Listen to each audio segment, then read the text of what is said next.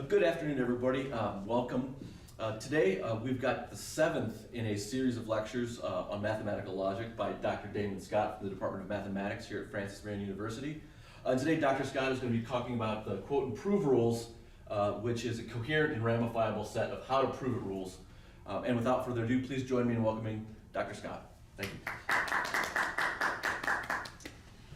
Thank you, Mr. Chairman, and welcome everyone to this seventh presentation in the series. Let's get to work here. Proof is the laboratory of mathematics, the place where is determined the nature of the objects being studied. But proof is having a surprisingly hard time in our discipline. In high school, proof is covered, if at all, in courses called geometry. But even here, what is given as proof is in a highly artificial format, with statements on the left, reasons to the right, rather than in the flowing form so admirably found in Euclid. Even in college, many students hardly ever see a professor present a real honest-to-goodness proof. Maybe, maybe not, but proof is having a hard time. The lack of seeing proof along the way has caused mathematics departments to institute junior-level how-to-prove-it courses for their majors, as if years of neglect can be remedied by a single semester-long course. And why wouldn't professors avoid proof completely, when all proofs are subjected to relentless criticism if they do not attain machine-parsable rigor? But the current state of the art does not provide a practical method of attaining such rigor, and even if it should, so much of what makes a proof interesting and useful would be suffocated in the formulation needed to make it machine-parsably rigorous. We have seen how well-structured mathematical logic radically rephrases mathematical logic into a formalism, but a formalism with a difference. The phrase structure of the, quote, formal logic matches the phrase structure of informally presented mathematics. If this, quote, well-structured mathematical logic should do for proof what it has already done for statement, perhaps there will be reason for hope after all. This feature of the new system is called the quote and prove rules. Now, the quote and prove rules structure straightforward proof, such as where one assumes the hypotheses and proves the conclusions. More elaborate forms of proof, such as proof by cases and proof by contradiction, are not directly covered by the quote and prove rules. These other forms are translated into proof structures, which thereafter have their structure given by the quote and prove rules. Here and throughout this entire presentation, all the many details we are not able to cover are given in the book already mentioned in prior presentations. Here it is yet again, well-structured mathematical logic, has everything you need in it for all this material. So let's review context-oriented mathematical logic from prior presentations. The context-oriented language for mathematics, called COLM, runs on just 7 operators arranged into this chart. U and V perform the office of substitution, which is rarely done in mathematical logic, but it must be there. A and E are the quantifiers for all and for some. G and R are the operators given and required, and N stands for negation, known as not. Formal definitions of A, E, G, and R have been given earlier. The such that operator, written such that or such that, is translated as a G when it follows an A and as an R when it follows an E. Developing a separate calculus for such that may be convenient, but it is not, of course, necessary. Now we have the upside down and backwards dialect. With a touch of training, one may train one's hand to write given and required as upside down and backwards letters, similarly to what is already done for all and there exists.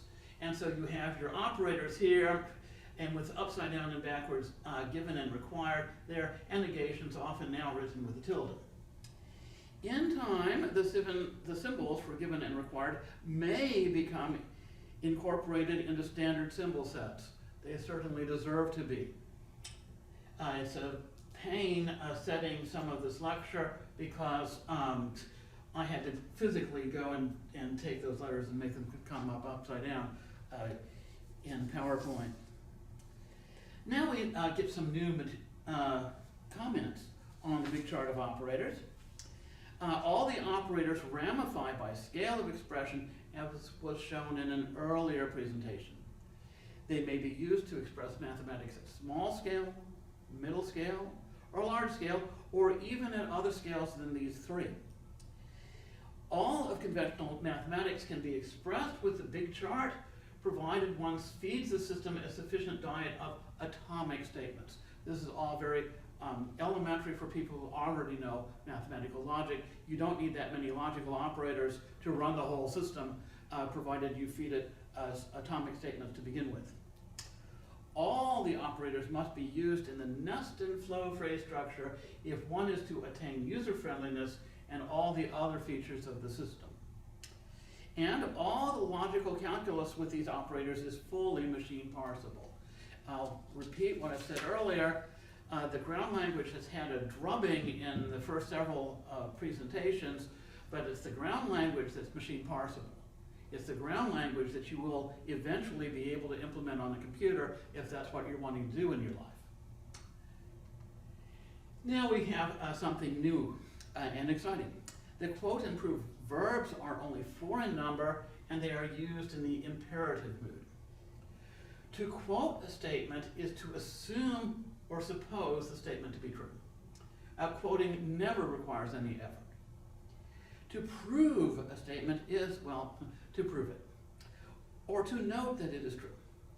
Proving always requires at least some effort, and sometimes a great deal of effort, as I'm sure you know. To let a variable is to let it exist as an arbitrary member of its genus set. Letting never requires any effort, not even the effort of showing that such a thing exists in the first place. That is counterintuitive, but that's the way the system works. To make a variable is to construct it, or to show that it does exist from some prior result. Making always requires effort, and at times a great deal of effort. So this is the foundation of how the quote and proof rules are going to work on these 4 verbs. In the presentation that follows, I let script X and script Y represent ground variables, and script P and script Q represent ground level statements. And for those of you who've been chasing this, this must be in a meta language because we have variables and statements. So these must be meta variables and the whole thing in meta mathematics. If you keep that line drawn rigorously, afraid that some Russell paradox is going to pop up if you don't maintain that line correctly. So here are the 8 basic quote and prove rules. And they look a little, who knows how they have as a first impression. To quote, for all X is true, Q happens, make X and quote Q for yourself. All these other lines, I'll talk about only 4 of them in the next minute or 2. The quote and prove rules for the qualified quantifiers, for the substitution operators, and for negation are outside the scope of this presentation, but not outside the scope of the book. As always, the book has full details. So I'm going to look at 4 of these, which are the most intuitive, and just leave you on your own to see the others, or read the book, which gives all explanations. So suppose you were to prove that for all X, Q happens. A good way to do it is to let X be an arbitrary member of its genus set, and in that context, prove that Q is true. That's how that works out. Let's do this next prove rule. To show that there exists an X for which Q is true, make X be, construct it, and prove that Q is true about it. Euclid, Proposition 1, Book 1. Does there exist an equilateral triangle? Sure, make your equilateral triangle and prove that it is an equilateral triangle. Let's move to this one. To prove if P is true, then Q is true. That's pretty much what that's saying there. To prove if P is true, Q is true, assume P is true, and in that context, prove Q is true. Simple and basic as that is not readily inside traditional mathematical logic, which can't do context orientation worth a dang. Yes. So here to prove this, move P into your axiom set temporarily, and with your expanded axiom set, prove Q, and then here it is, so simple. And the last prove rule here, to prove that P is true and Q is true, why not prove P is true, and after that, prove Q is true. So the prove rules are very intuitive. The quote rules also are, but for want of time, I'm going to pass them by and just say they also are perfectly sound rules. Now, the quote and prove verbs may be abbreviated. We may have a Gothic Q represent the word quote, a Gothic P for the word prove, a Gothic L for let, and a Gothic M for make. That's just how we're going to do these things. Since these are not statements, they're not even contexts. They're in their own space. So now we can make the quote and prove rules be abbreviated. To quote for all a Q, if you've got that, make X and quote Q. Let's go to the prove rules, which you've been introduced to. To prove for all X, Q happens, let X be, and then prove Q. Down the pike. All these are just the quote and prove rules you've seen in the last slide, but the Gothic type makes you see it falling into a kind of calculus. Yes. Now, as in an earlier presentation, we strip the last component. Not even the book does this. Okay, this is weird stuff. By the theory of phrase structure, et cetera, et cetera, et cetera, if I see the statement Q, not quote, but the statement Q is at the end of every line, from to, from to, from to. If I formally strip it off, I get hungry functions from the space of statements to the space of statements. Or I get pure calculus that's starting to look like it might be meaningless, or that you'd have to work on the meaning, but it's still valid calculus. And here we have the quote and prove rules. Now, we can rearrange the chart. If you recall, the big chart of operators had A, E, G, and R in a square. And these are the quote rules for those four. And A, E, G, and R for the prove it rules, so I can transform from here to there each time. Yes. And now it's just looking like calculus, and perhaps the worst sense of the term. Symbol pushing, too many students push symbols, they have no idea what are going on. Yes, it just looks like symbol pushing. Well, today's big example where we set the quote and prove rules for their paces is the mean value theorem. So all of a sudden I'm going to lecture as in a calculus course and talk about the mean value theorem. It is a mean value theorem. Will this work if I lecture from here? Okay, we have this diagram. We have a continuous, in fact, differentiable function here whose graph is given. We have the secant line straight from this point to that point. And I'll go over here. If you'll recall, if you take that secant line and parallel transport it, there will be one moment, which is the last moment that transported secant line intersects the graph. And at that point, this is the tangent line to the graph and is, of course, in the same direction as your secant line.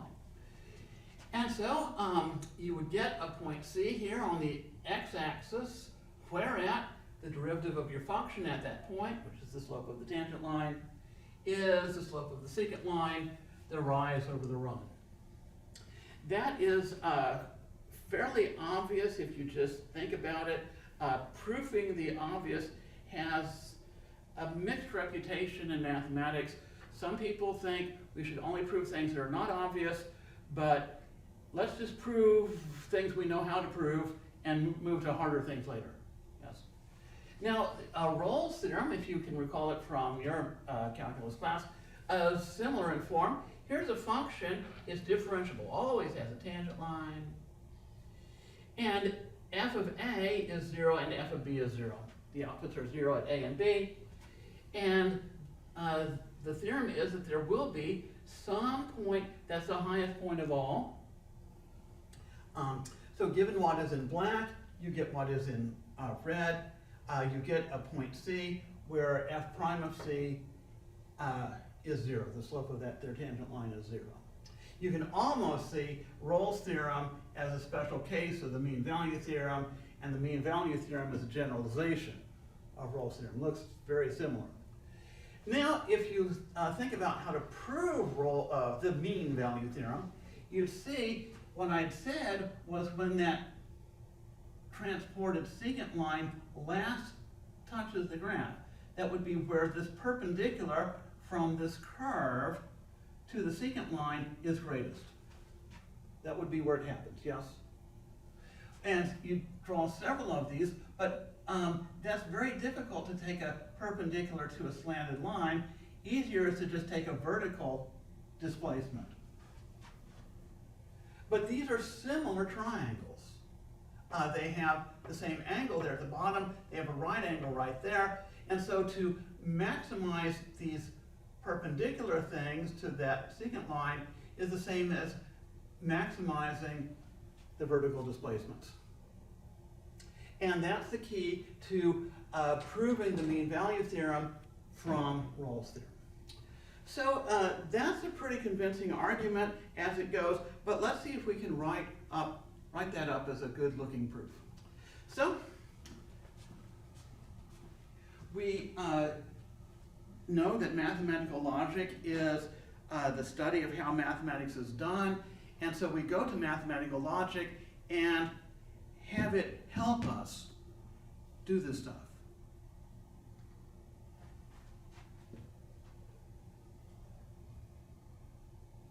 Do you think that's going to help us?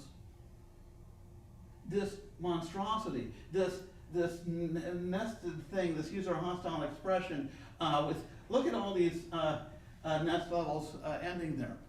If this is what it's like just to state the mean value theorem in traditional logic, we don't even want to think about what it would be like to prove it in traditional logic. So this is no help at all. I'm sorry. Who put that there? It feels so much better. Here is the mean value theorem in the context-oriented language for mathematics. Here we go. This, I think, will be much better. We've been here in a prior presentation. The big R outside is at large scale. It means that this is incorporated into the branch of mathematics as a theorem. The mark is a remark operator. It means this.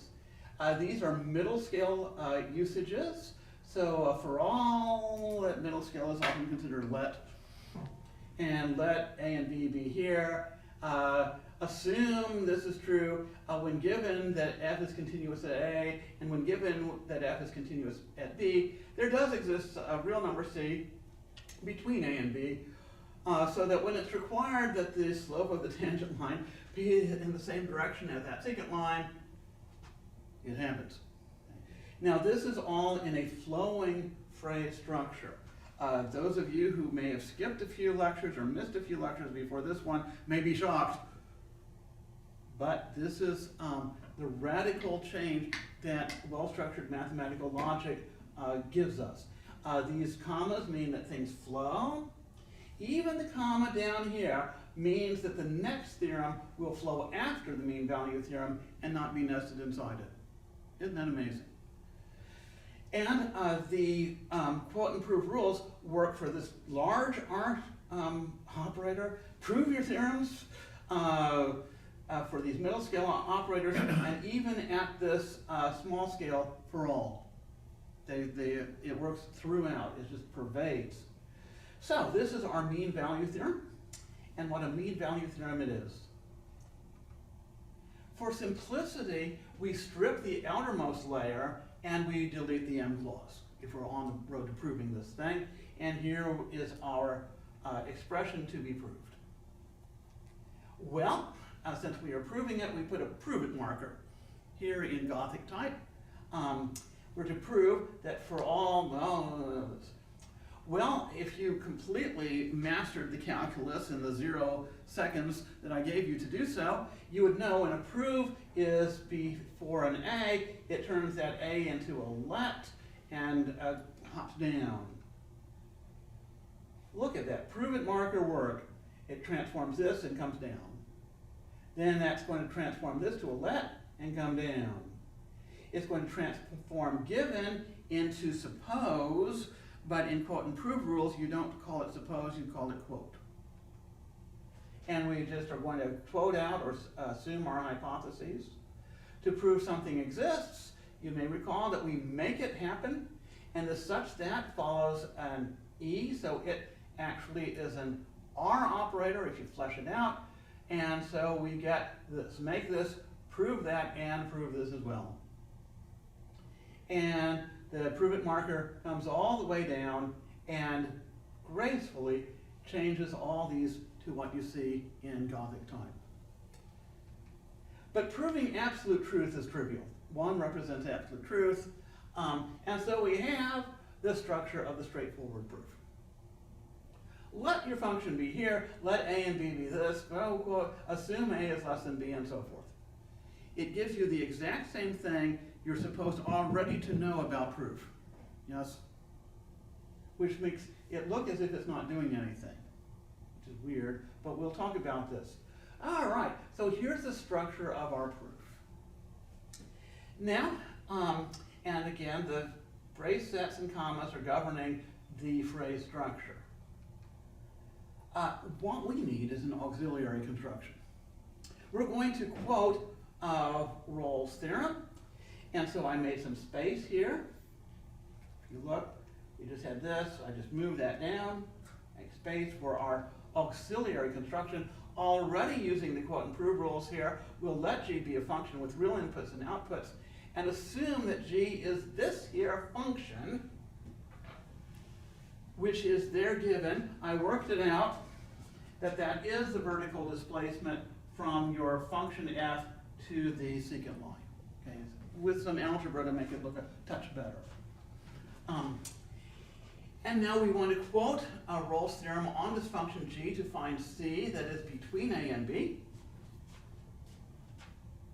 And that same c will work up there. And then we'll have our work cut out for us as we go. So here is the phrase structure. The stuff in brackets is a little informal, but it tells you the structure. Now we'll remove the apparatus of phrase structure and normalize the wording. Let f be a function with real inputs and real outputs. Let a and b be real numbers, and assume a is less than b. Assume f is differentiable for all x at x for all x without exception between here and there. And assume f is continuous at a and that it is continuous at b. Here comes our auxiliary construction. Let g be a function so that that's true. Now here, we're going to need g's derivative, and so I've chosen to compute g's derivative here before I need it. Yes. So let's differentiate g. The derivative of g is g prime. F's derivative is this. A is constant, f of a is constant, its derivative is this.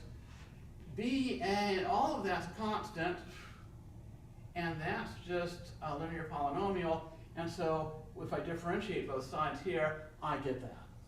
Very simple. One may check that the function g satisfies the hypotheses of Rolle's theorem, and consequently let C be that real number between A and B where the derivative of G is 0. Now, since G prime of C is 0, F prime of C minus this stuff is 0, yes? And now just a touch of algebra, move things to the other side. And so F prime of C is in fact the slope of the secant line as needed. And there's your pretty good looking proof, in my opinion, of the mean value theorem in terms of Rolle's theorem. Now some people might say you've just kicked the can down the pike some. How are you going to prove Rolle's theorem? And what is that? The Boltzmann or Weierstrass theorem has to be invoked. We'll set that for your real analysis course to prove yet further. But this is what it's looking like.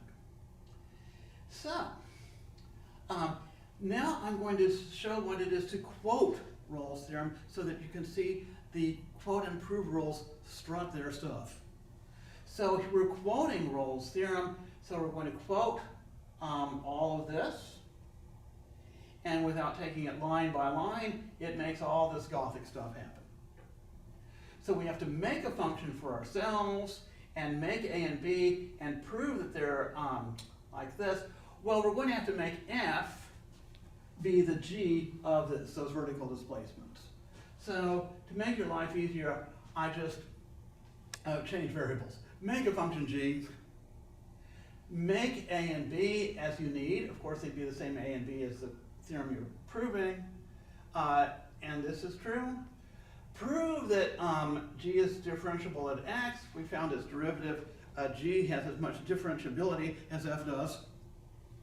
And prove that G is continuous at A and at B. That's pretty easy. Prove that G of 0 is 0.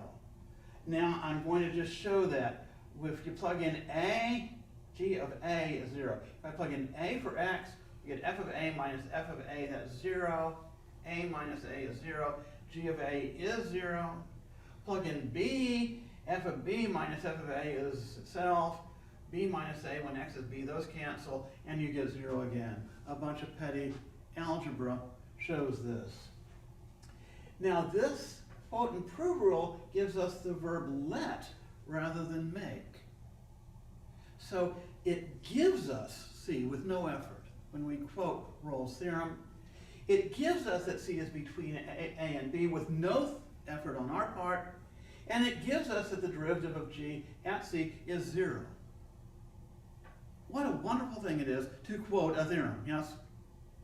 So that's what it's looking like. And now you see the quote and prove rules now almost playing a game of catch, yes, as the prove it rules are doing this and the quote rules are doing that, and they all interact beautifully, at least in my opinion. But perhaps the problem is only being made worse, the problem of proof in our profession. Now, here we go.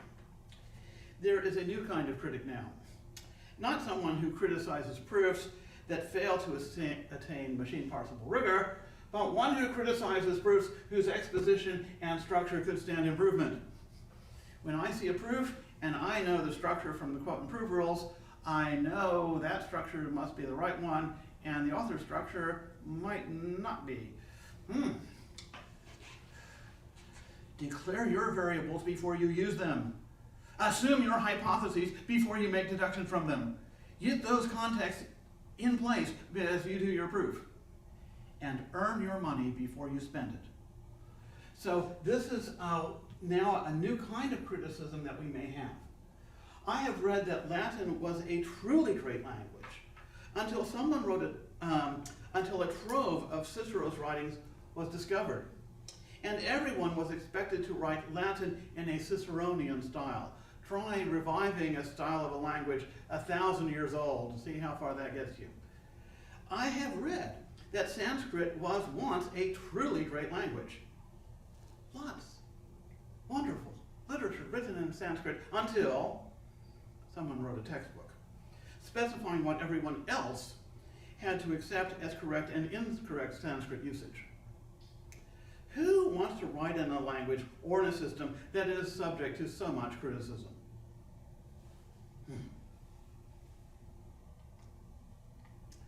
But I myself think this development will be a good one. The quote and prove rules provide a system for creating inherently correct forms of proof. Proofs become so much easier to write and to read. A little story here, this professor next door to mine once just walked into my office and said, "Your students, they're proofs." I had them in the How to Prove It course. She's having them in the Abstract Algebra course. "Your students, they're proofs. They're so long and wordy.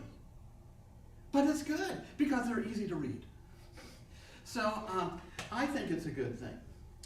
By learning how to use the new system, your proofs can be better structured than you have ever written proofs before. Every variable is properly declared at just the right place. Every hypothesis is assumed exactly where it ought to be, and so forth. But form is not content. The quote and proof rules will assist you in writing proofs in admirably correct form, but coming up with a proof to start with is still something you must do.